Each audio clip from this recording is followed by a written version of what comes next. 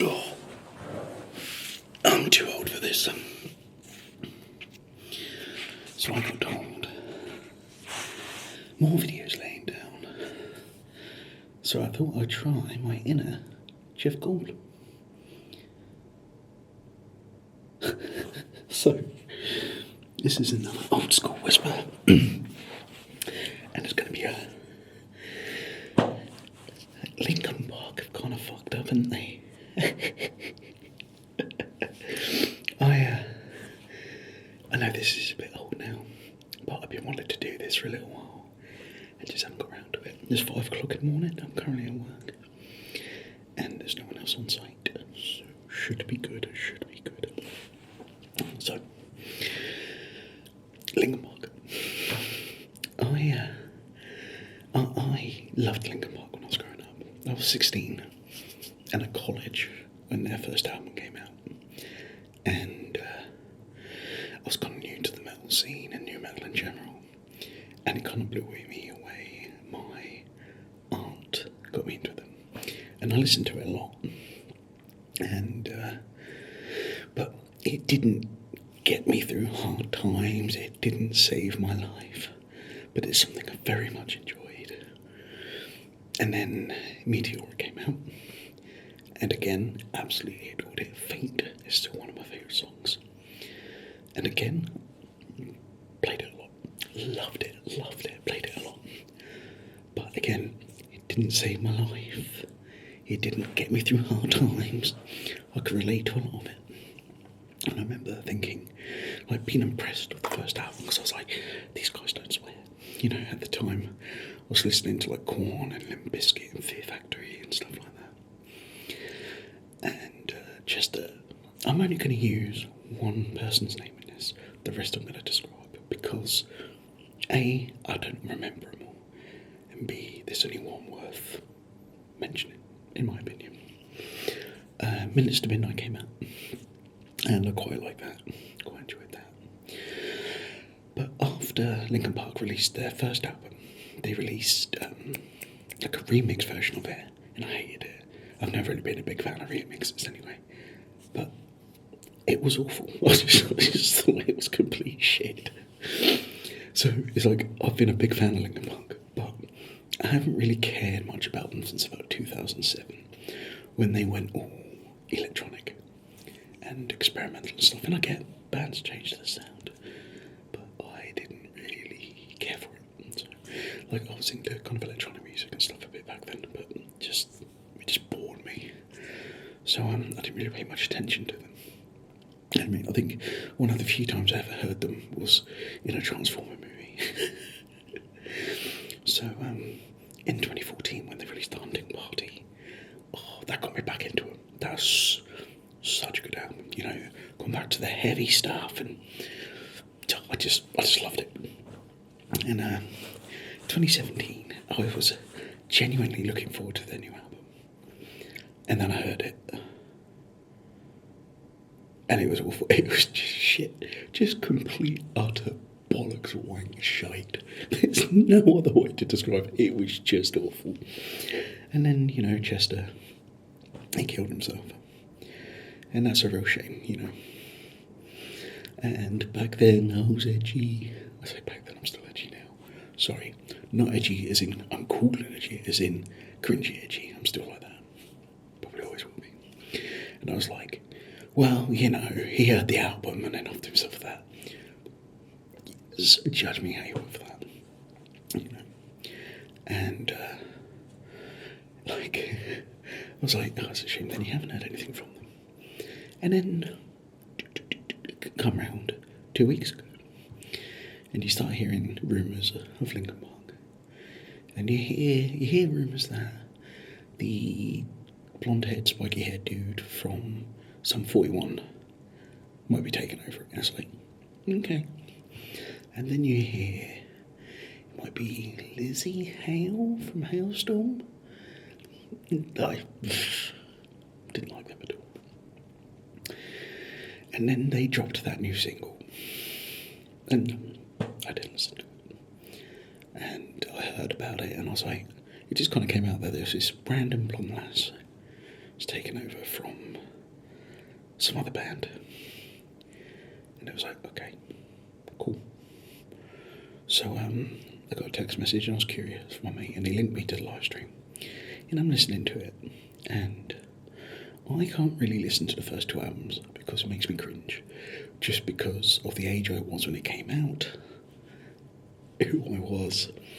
It just, you know, I can go back to a couple of songs, but mainly I'm just like, oh dear, that was me, wasn't it?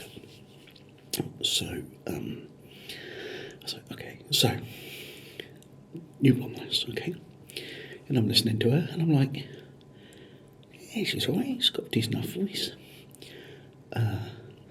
And Chester's voice is very, very unique. I mean, you could say that about most bands, but his was very, very unique, you know. He wrote the songs, he suffered mental health and abuse and stuff like that. And you could hear it in his voice when he was singing about it. And then they get this other lass in to be singing about it. And it just seems so... like, this is even before I knew anything about it.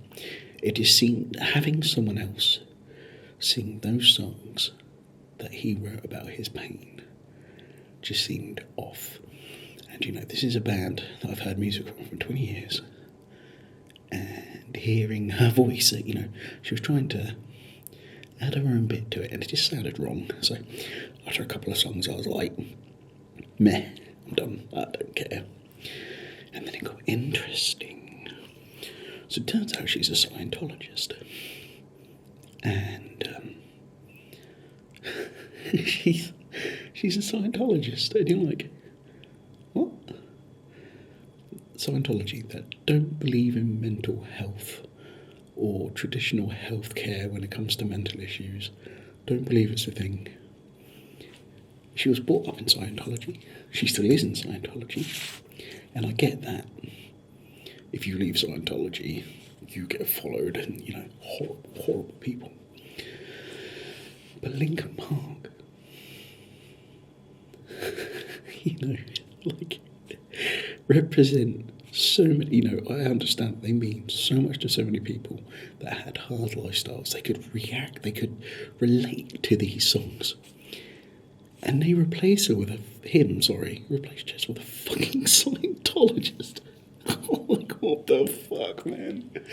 Oh, unbelievable. So I was like, okay, I heard that. And then you heard that she was there at, what was that? Something Masterson. There to, it came out, I think, the Mars Volta lead singer. His wife had been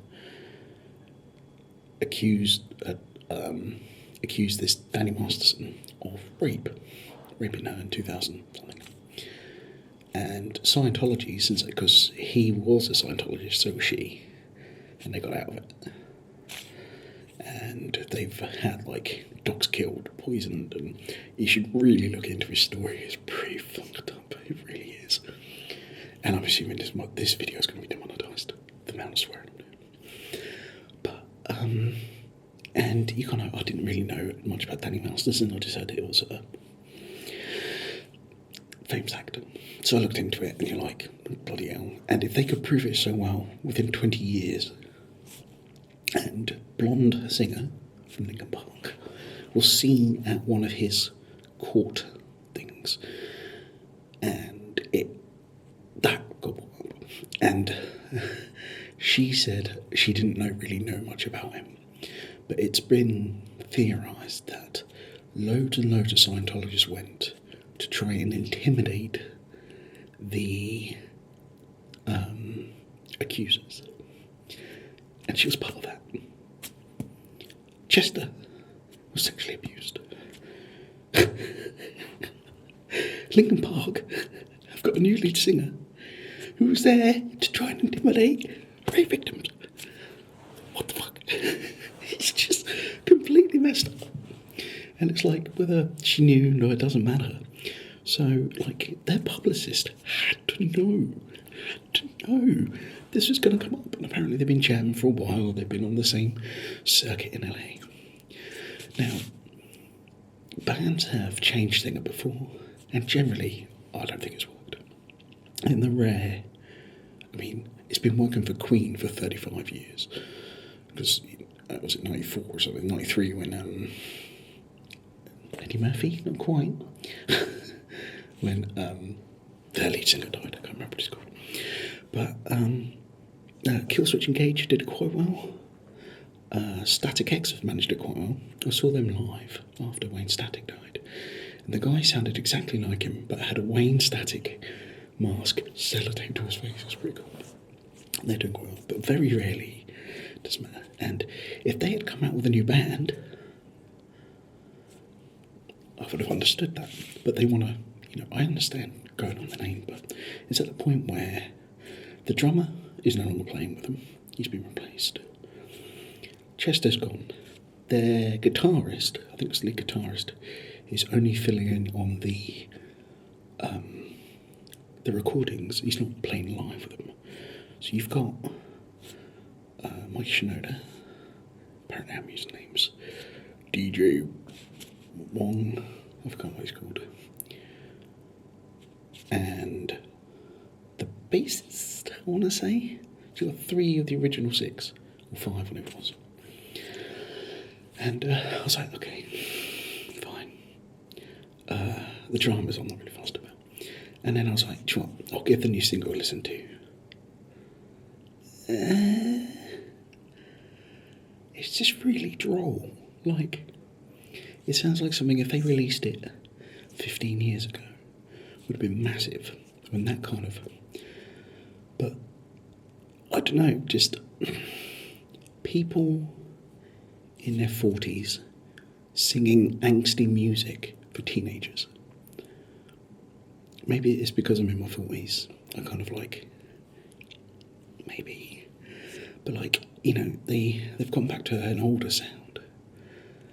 And Mike Shinoda's taken more singing and he can't sing for shit.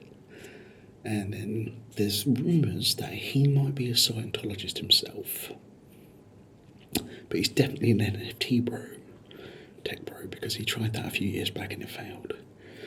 And I think he should be sorted for life, but he wants to get the band back together. But, and he thought using the name, that would get them back. But no one was there for him. Other people may respect the musicians, but everyone was there for Chester. He was the draw, it was his voice. So this blonde lass put out a apology on Instagram, saying, if I knew then what I knew now, I would blah, blah, blah, blah, blah, yada, yada, yada, I don't believe in domestic violence, yada, yada, it's wrong, women everywhere, And it was so insincere. There was no mention of Scientology, which again, I get, you can't badmouth it if you're in there. But there was no, I fucked up, I was wrong. There was no, I'm sorry, it was just a, now I know. And, it's going to be a disaster. And it's just funny. So I thought I'd give my 2 cents.